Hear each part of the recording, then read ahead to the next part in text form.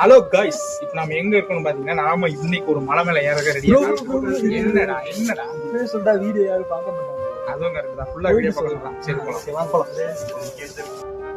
1800 படி தான்டா, ஈஸியாக ஏறிடலாண்டா அப்படிங்கிற ஒரு ஆணவத்தில் ஏறின எனக்கு இந்த கோயில் வந்து செருப்பால் அடித்த மாதிரி பதில் சொல்லிச்சு. ரொம்ப கஷ்டம்தான் ஏறுறது, ஓரளவுக்கு ரொம்ப டஃப்பாக இருந்தது. நான் வெள்ளிங்கியே ஏற மாட்டேனா அப்படின்னு நான் நினச்சப்போ அது ரொம்ப டஃப்பாக இருந்தது. முக்கியமான விஷயம், இந்த மலையில் ஏறும்போது ஒரு வாட்டர் பாட்டில் எடுத்துகிட்டு ஏறிடுங்க. மேலே தண்ணி கிடையாது. நீங்கள் தண்ணி குடிக்கணும்னா திருப்பி கீழே தான் வந்தாகணும். அதனால் வாட்டர் பாட்டிலோடு மேலே ஏறுங்க.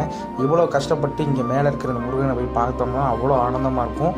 அதுவும் இந்த முருகன் வந்து 5 தலையோட 8 கரங்களில் கொண்ட ஒரு முருகன், ஒரு வித்தியாசமான ஒரு முருகன். இந்த முருகன் வந்து வேறு எங்கேயுமே கிடையாது, இங்கே மட்டும்தான் உங்களால் பார்க்க முடியும்.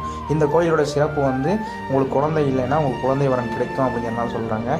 இந்த கோயிலில் வந்து நான் சாமி கும்பிட மாட்டேன், நான் ஒரு ஏத்திஸ்ட்டு அப்படின்னு நீங்கள் ஒரு நாத்திகவாதியாக இருந்தாலும் மேலே இருக்க இந்த வியூவை பார்க்கறதுக்காகவே நீங்கள் ஒரு டைம் மேலே ஏறி வரலாம்.